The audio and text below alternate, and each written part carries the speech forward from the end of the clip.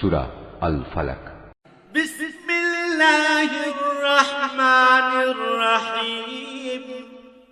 রহমান রহিম আল্লাহ তাআলার নামে। কুল আউযু বিরাব্বিল ফালাক। হে নবী, তুমি বলো, আমি উজ্জ্বল প্রভাতের মালিকের কাছে আশ্রয় চাই। মিন শাররি মা খালাক।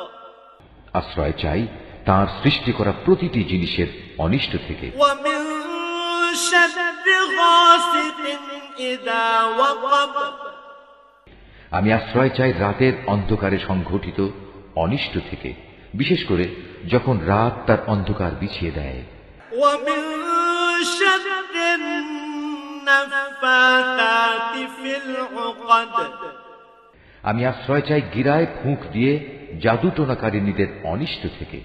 ওয়া মিন শাররি হাসিদিন ইযা হাসাদ।